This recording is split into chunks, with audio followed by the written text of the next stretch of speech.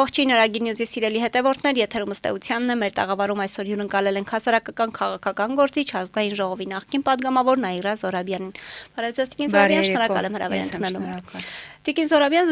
զրույցը սկսենք նախորդին Եվրոպական քաղաքական համայնքի գագաթնաժողովի ժամանակ Ֆրանսիայի նախագահ ավելի վաղ սեփական կնոջից հապտակ ստացած նախագահ Էմանուել Մակրոնի մի հայտարարությունից, որ Հայաստանը նախկինում եղել է Ռուսաստանի Դաշնության դեֆակտո արբանյակը եւ 8 տարի առաջ Նիկոլը եկավ, նա Նիկոլ Փաշինյանին հենց անունով է դիմում, Նիկոլը եկավ, հեղափոխություն կազմակերպեց եւ երկիրը շահեց։ Ինչպես կգնահատեք այս հայտարարությունը, ինչպես կմեկնաբանեք, հաշվի առնելով այն, որ Մակրոնը ավելացրեց, որ 8 տարի առաջ ոչ մի երկրի առաջնորդ Հայաստան չէր գալիս, հիմա եկել են, բայց նա կարծես թե մոռացել էր կամ ձևացնում էր մոռացել է, որ հենց Ֆրանսիայի նախկին նախագահներն են Հայաստանում եղել ու ոչ միայն այցեր եղել։ Ես կարծում եմ Մակրոնի ստրեսի պատճառը իր տիկնոջ բացակայությունն էր, որ Մակրոնը չէր հիշում, որ օրինակ 2017 թվականին Հայաստանում երրորդ նախագահան կազմակերպել էր ֆրանկոֆոնիայի հսկայական համաժողով եւ անձամբ Մակրոնը ինքն է ներկա եղել այդ համաժողովին, իրենից բացի 57 երկրների ղեկավարներ եւ ներկայացուցչական պատվիրակություններ ներկա են եղել։ Մակրոնը երևի մոռացել է, որ պետական այցով այս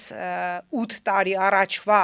նախկին իշխանությունների ժամանակ Հայաստանում եղել է Ժակ Շիրակը, եղել է Ֆրանսուଆ Օլանդը, եղել է Նիկոլա Սարկոզին։ Ես չգիտեմ ինչի է Մակրոնը ստում, ես չգիտեմ Նիկոլը այդ ինչ աֆրոդիզիակի ազդեցություն է թողնում Մակրոնի, Տուսկի, Ուրսուլայի եւ մյուսների վրա, ենթադրում եմ նույն ուրեմն ազդեցությունն է թողնում, ինչ որ ժամանակին թողնում էր Սահակաշվիլին եւ ինչ որ հիմա թողնում է Զելենսկին, որովհետև այս ռեժիմը են կատարյալ գործիքն է, որով իրենց մարդաբոյն են անում Ռուսաստանի հետ, բայց այդուհանդերձ գոնե Մակրոնը պիտի հիշեր, որ ինքը անձնապես ֆրանկոֆոնիայի շրջանակներում եղել է Հայաստանում, դե եթե Մակրոնը համարում է, որ այն ժամանակվա Հայաստանը դա Ռուսաստանի արբանյակն էր, ուրեմն նույն տրամաբանությամբ պիտի ասենք, որ Մակրոնը եւս Ռուսաստանի արբանյակն էր եւ նաեւ Օլանդը,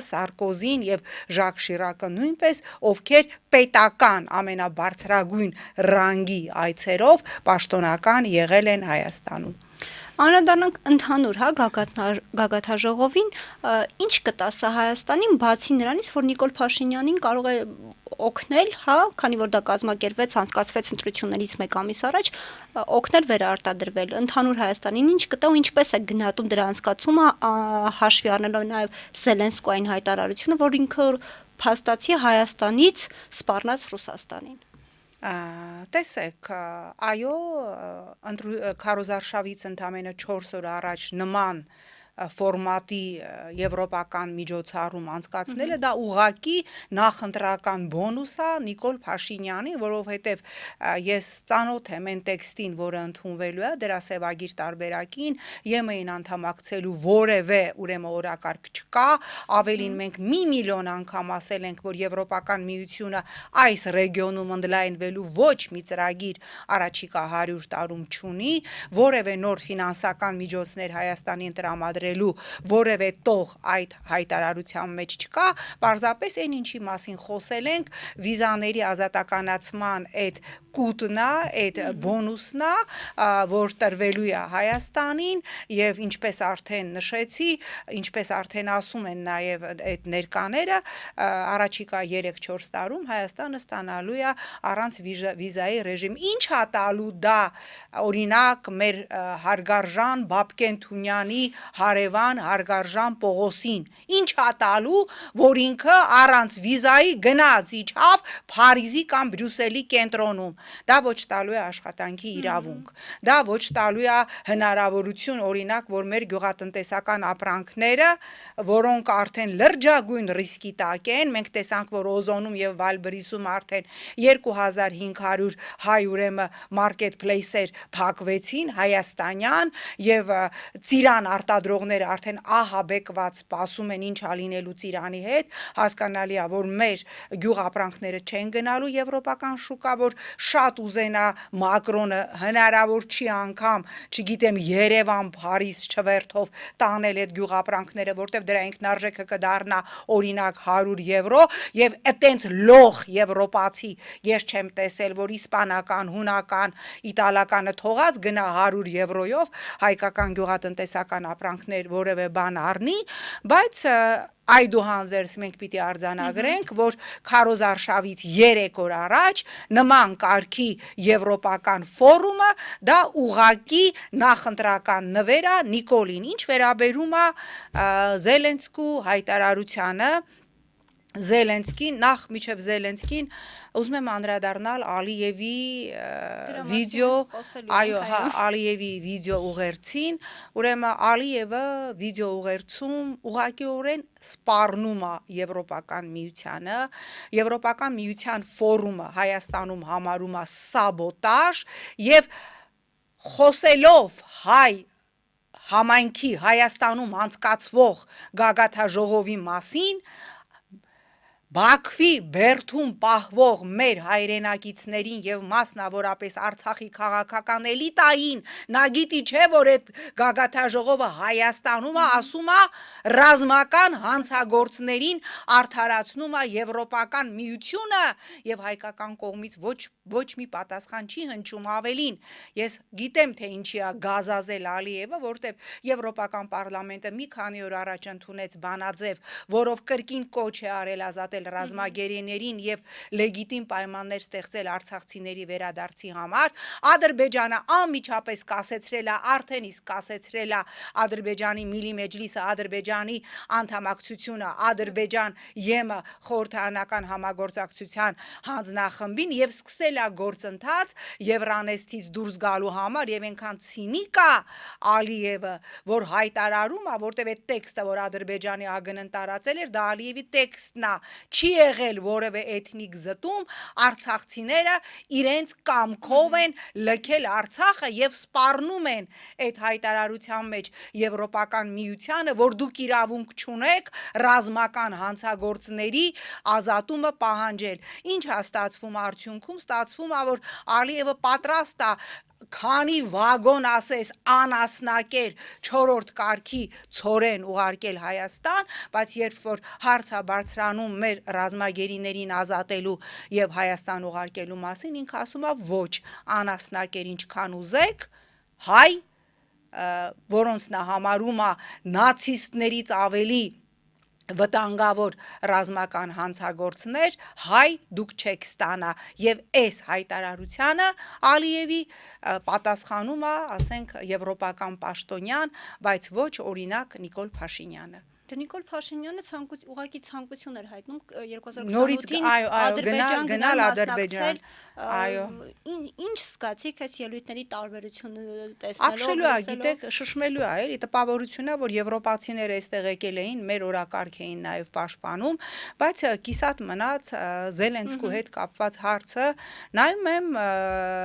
Մեդվեդևը Դմիտրի Մեդվեդևը գրառում է արել Նիկոլին եւ Զելենսկուն անվանելով երկու անուղեղ ռուսաֆոբներ, հա, ասում այդ բիզմոզգլի ռուսաֆոբի, ինչ որ վատ անգլերենով էին խոսում։ Ստեղ ուզում ես Ռուսաստանին ասել, բայց այդ առնվազն այս երկրի անգլուխ ռուսաֆոբին 18 թվականից սկսած դուք ձեր մարմնի բոլոր մասերով սատարել եք Դմիտրի Մեդվեդև այդ քո նախագահն չէր, երբ որ ընդդիմությունը փողոցում էր, Պուտինը մտավ ուղիղ եթեր եւ ասեց on не предатель, ինչ որ ինքը արել է Հայաստանի շահերից հետ ելնելով, այդ դուք չէիք, որ պարբերաբար ձեր էմիսարների եւ Կիրիենկոների վարսավիրների միջոցով մեսիջներ էիք ուղարկում եւ տորպեդահարում էիք ընդդիմադիր շարժումները, ասելով, որ ցանկացած գնով պաշտպանելու եք Նիկոլին, այնպես որ ձեր կապիկությունները, որ հիմա սկսել եք գեյի պապա Սալավյովով, Մարգարիտա Սիմոնյաններով եւ չգիտեմ ինչերով դադարեցրեք, որտեւ այս ամբողջ ընթացքում 18-ի Թավշյա ճակերտավոր հեղաշրջման Թավշյա տերորի առաջին օրից սկսած միջև հիմա, միջև ընդդիմադիր բոլոր շարժումները դուք առնվազն սատարել եք այս ռեժիմին, հիմա փորձում եք իբր լոյալություն պահպանել, չի լինի, դուք հնձելու եք այն, ինչ որ ցանել եք, իսկ դուք ցանել եք Նիկոլ, եւ դուք հնձելու եք Նիկոլ։ Տիկին Զոհրաբյան, մենք տեսանք, որ եվրոպական քաղաքական համայնքի գագաթաժողովի մեկնարկին զուգահեռ բողոքի ակցիաներ անցկացվեցին, նույն Բաքվի գերիների ազատ արձակման, արցախահայության իրավունքների մասով, ինչ արդյունք կարող ենք սպասել այս ակցիաներից եւ ինչպես կարձագանքեն դրանց եվրոպացի պաշտոնյաները, կլինեն արդյոք պատշաճ արձագանք։ Տեսեք, ես չեմ կարող ասել, որ Եվրոպան այսօր պիտի լինենք անկեղծ, հա, մենք ինչ որ ես նայում եմ ինչ որ հակամակրոնյան ինչ որ շարժում է սկսել, իհարկե իր այդ հայտարարությունը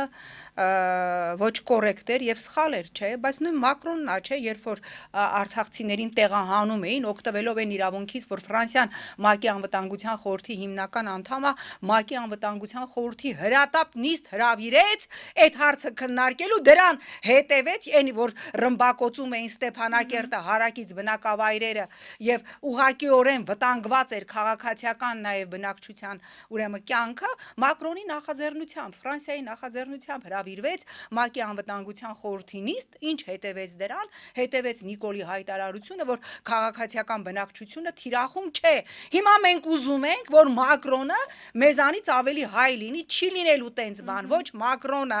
ոչ Դոնալդ Տուսկը, ոչ ես չգիտեմ Ուրսուլան, ոչ որևէ մեկը, ոչ Պուտինը, ոչ այդ ինչ անունը Մեդվեդևը, ով խոսում էր երեք արդեն երկու անուղեղ ռուսաֆոբի մասին, չեն լինելու մեզանից հայ։ Եթե մենք մեր օրակարգը չենք պաշտպանում, եթե մենք որդեգրել ենք պերմանենտ սողացող կապիտուլյացիաների քաղաքականություն, մեր օրակարգը որևէ մեկը չի պաշտպանելու եւ պետք չի մեղադրել սրան, նրան եւ մնացյալներին։ Մոտենում են խորհրդարանական ընտրությունները, կարող են այս գագաթաժողովը ազդել հանրային տրամադրության վրա։ Միանշանակ այո, Արփի ջան, միանշանակ այո, ովքեր ասում են ոչ, ազնիվ չեն, միանշանակ այո, որովհետև ինքը իսկապես լավ կազմված սամիթ էր, լավ կազմված ֆորումներ էր, ըստ էության 3 դա ԵՄ քաղաքական ուրեմն այդ ֆորումներ, դրանից հետո Եվրոպական միություն Հայաստան ուրեմն գագաթաժողովն է, որին հետևելու է ուրեմն Մակրոնի պետական այց, այսինքն 3 ֆորում մեկում, սա ուղղակի շատ մեծ նվեր է Նիկոլ Փաշինյանին։ Եվ այստեղ այո անելիք ունի մեր ընդդիմությունը, այն ընդդիմությունը, որը ես ոնց նայում եմ, որ ռակուրսից նայում եմ մեր ընդդիմությանը, ես տեսնում եմ, որ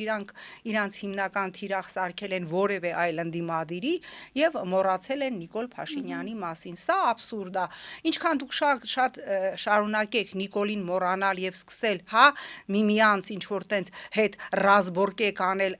ընդհուպ գոտկատեղից ներքև կեղտոտ հարվածներ հասցնելով, այնքան իրանք մեծացնելու են Նիկոլի շատ ավելի բարձր տոկոսներով վերընտրվելու շանսը։ Եթե ընտրական պայքարի մասնակցող ընդդիմադիրների օրակարգը դա է, ավելին ես սկսում եմ տպավորություն ունենալ, որ շատերը չեն էլ ուզում նենց իրավիճակը լինի, որ ընդդիմությունը վերցնի իշխանություն, ցավոք սրտի, որտեվ դա պատասխանատվություն է, որտեվ իրանցից շատերը, ես նայում եմ, ովքեր հայտ են ներկայացրել ընտրական process-ի մասնակցելու, չունեն հարցերի պատասխանը, ինչ է լինելու Ադրբեջանի հետ հարաբերությունները, ինչ է լինելու խաղաղության պայմանագիրը, ինչ է լինելու 300,000 ադրբեջանցին, ինչ է լինելու Արցախահայերի դրա իրավունքները, վերադարձի հարցը, դրա համար ասում է շարից հեռու, պետք չի, թող սամնա, մենք ընդամենը ըլնենք ընդդիմություն, մի քանի մանդատ ունենանք, մեր ուրեմն քաղաքական, ինչու՞ չէ նաև բիզնես շահերը եւ բիզնես կապիտալները պահելու համար։ Եթե սա է օրակարգը, ես պիտի կրկնեմ այն, ինչ որ ասել եմ մշտապես Նիկոլ Փաշինյանը ամենաարդար բանն է, որ տեղի է ունեցել մեզ հետ, հա, խոսեցինք 300,000 ադրբեջանցիներից, հա, մենք ուրեմն լսեցինք Ալիևի ցինիկ հայտարարությունը, որ հայերը իրենք են լքել Արցախը եւ Ադրբեջանի ՄԻԴ-ը ասեց, որ իրենք կամավոր են լքել Արցախը, մենք գիտենք, որ Նիկոլ ասում է, քանի ես կամ արցախցիների վերադարձի հարց չի լինելու, ավելին ասեց, ինչ 300,000 ադրբեջանցի, դա ինչ սուտ թեմա է, նման բան չկա, բայց ուզում եմ հիշեցնել, Նիկոլ, քո ընտանեկան թերթում դու ես հրապարակել 300,000 ադրբեջանցիների նամակը քեզ ՀՀ վարչապետ Նիկոլ Փաշինյանին, հիմա եթե չկա 300,000 ադրբեջանցիների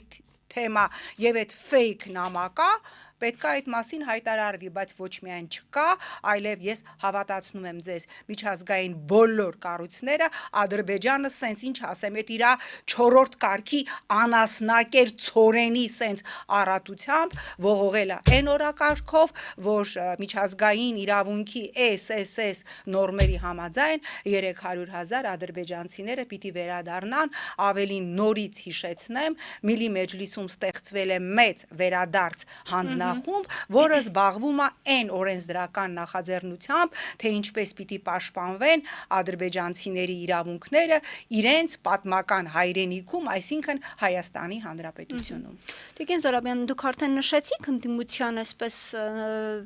լարվածության մասին, ընդդիմադիր ուժերի, հավատում եք, որ այս ընդդիմության պարագայում կարող է ընտրություններով իշխանափոխություն լինել, ունի ընդդիմությունը բավարար ռեսուրս, վստահություն հանրության շրջանում, որ Նիկոլ Փաշինյանին հեռացնի, հաշվի առնելով նաև Նիկոլ Փաշինյանի արտաքին աջակցությունը, Վենսը դրա մասին հայտարարեց, Հակոբ Ֆիդանը խոսեց։ Տեսեք, նույն Վենսը գնացել էր Բուդապեշտ եւ Հունգարիայի 16-ամյա նախագահին էր աջակցում, բայց մենք տեսանք, թե հունգարացի ժողովուրդը ինչ արեց, բարդ է ընտրական process-ով այսքան աջակցություն, արտաքին աջակցություն ունեցող ռեժիմին հաղթելը, բայց հնարավոր չի։ Ավելին, ես շարունակում եմ դեռ տեսնել իրատեսական հնարավորություն ընդդիմության իրական մոբիլիզացիայի դեպքում իրավիճակ փոխել, որովհետև կա մի հսկայական սեգմենտ, դա մշտապես 45-ից 48% է, որ վերջի տարիներին ուղղակի հիասթափված է ընդհանրապես բոլորից եւ ընտրական process-ներից, եւ եթե ընդդիմությունը սկսի ոչ թե իրարից ձայն գողանալ, այլ աշխատի այդ ամենակարևոր սեգմենտի մեջ, ով Նիկոլ չի ուզում, բայց առաջարկված ուրեմն ալտերնատիվների մեջ էլ չի տեսնում իր հարցերի պատասխանը, աշխատեն այդ սեգմենտի մեջ, որտեղ ինչքան ցածր եղավ մասնակցությունը, այնքան Նիկոլի սպառնալիքը վերարտադրվելու դառնալու է շատ իրատեսական, ահա այդ հատվածի հետ պիտի աշխատել։ Ընդդիմությունը ոչ թե իրար գոտկատեղից ներքև հարվածներ պիտի տա, այդ թվում նաև մեդիաներով կեղտոտ զզվելի պլինդուզից ներքև, այլ պիտի աշխատեն այդ հատվածի հետ, որովհետև դուք էլ եք անում հարցումներ եւ տեսնում եք, քանի մարդ ասելու է ես չեմ հավատում, ես չեմ գնալու ընտրական տեղամաս, այնպես որ կա հնարավորություն իրական մոբիլիզացիայի եւ այդ հիասթափված սեգմենտին տնից հանելու ճանապարհով ստանալ արդյունք, որ այս ռեժիմի վերարտադրությունը կանխել։ Հնարավոր համարում եմ ես, որ ընդդիմադիր ուժերը դա կդարձնեն թիվ 1 օրակարգ, շատ կուզենան, որ այդպես լինի, բայց առ այս պահը ես դա չեմ տեսնում։ Ես տեսնում եմ կռիվ մի քանի մանդատի համար, ցավոք սրտի։ Դուք 14 տարի եղել եք պատգամավոր, մեր խորհրդարանի վառ դեմքերից մեկն եք եղել։ Ինչու այսօր ձեզ ոչ մի ցուցակում չենք տեսնում, վստահ եմ առաջարկներ շատ են եղել։ Ես այդ հարցին շատ կարճ պատասխանել եմ։ Ես չեմ ուզում, նախ ես չեմ ուզում լինել պատգամավոր։ Դա ինձ այլևս հետաքրքիր չի։ Անկեղծ եմ ասում, ինձ հետաքրքիր չի։ Ես որ տեսնում եմ այս կռիվը մանդատի համար, ես ասում եմ կգնեք կտեսնեք, որ այնտեղ հետաքրքիր ոչինչ չկա։ Առաջարկներ իհարկե եղել են, ես չեմ տալու անուններ, որտեղ ունենք պայմանավորվածություն, եթե ես մերժել եմ, չեմ հրապարակում, ես չեմ ուզում Նիկոլ Վովայի պատասխանեմ կարճ։ Կարող է որոշների համար լինի, բայց դու ինչ գիտես, ասում եմ, ես չեմ ուզում Նիկոլ Վովայի Փաշինյանի անվան խորհրդարանում լինել ընդդիմադիր պատգամավոր, որովհետև եթե ես Նիկոլի անվան խորհրդարանում եղա ընդդիմադիր պատգամավոր եւ ինձ հետ խոսեցին այնպես, ինչպես օրինակ գեներալի հետ, որ ասում էր Ալենե դե դավայ ստուց կամ շիշ շպրտեցին, ես ոչ թե գլխահակ գլուխս կախելու եմ եւ իջնեմ, տալու եմ համարժեք պատասխան, ինչի արդյունքում ես հայտնվելու եմ կանանց գաղութում։ Իհարկե իմ հանձնաժողովի նախագահ աշխատած տարիներին ես ամեն ինչ արել եմ, որ կանանց գաղութի խցերը բարելավեն, բայց բոլոր իրավիճակներում ես չեմ ուզում հայտնվել այդտեղ։ Սա ես իհարկե մի քիչ խտացրեցի գույները, բայց իրականությունը այն է, որ ես չեմ ուզում Նիկոլի խորհրդարանում լինել ընդդիմադիր падգամավոր, որտեվ ես տեսնում եմ, թե ինչ նվաստացուցիչ վիճակում են ընդդիմադիր խմբակցությունները ներկայացնող падգամավորները։ Տիկին Զոհրաբյան,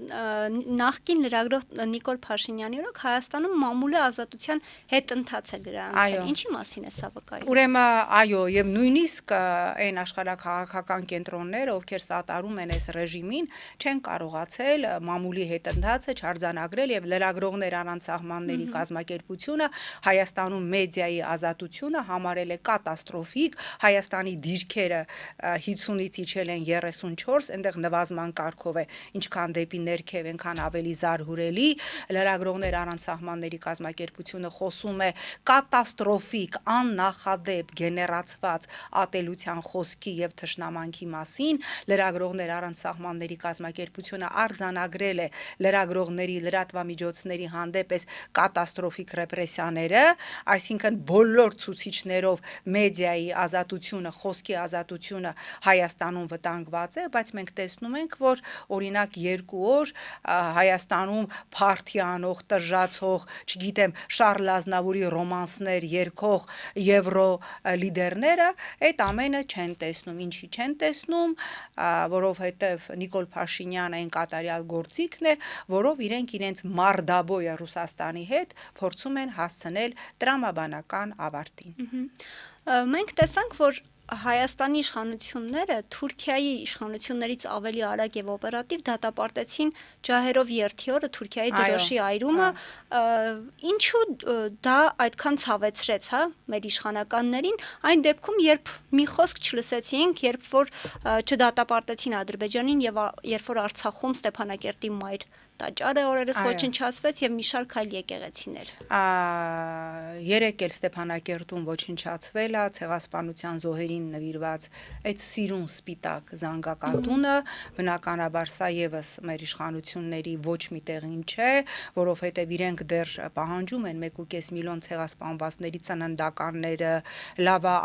մեզի արյան անալիզներն էլ չեն ուզում, որ տենան իրականում այդ մարդիկ եղել են թե չէ։ Մենք տեսանք ցեղասպանության թանգարանի ինչ որ մի պաշտոնյայի հայտարարություն, որ այդ 1.5 միլիոնը գուցե սովից եւ համաճարակներից ա եղել, եւ այո, տեսանք, որ Նիկոլը ըստ էության ասեց, որ ես չեմ բարձրացնելու միջազգային հարթակներում Ստեփանակերտի մայր տաճարի ոչնչացումը, փոխարենը վազեցին ուրեմն դատապարտելու Ադրբեջանի եւ Թուրքիայի դրոշների այրումը եւ դրան գումարած Ալիևն էլ Նիկոլից պահանջեց, որ քրեական պատասխանատվության ենթարկեն դրոշները այրողներին։ Ինչի է այսպես, շատ պարզ պատճառով, որտեղ մենք ունենք կոլաբորանտ իշխանություն, իսկ ինչ է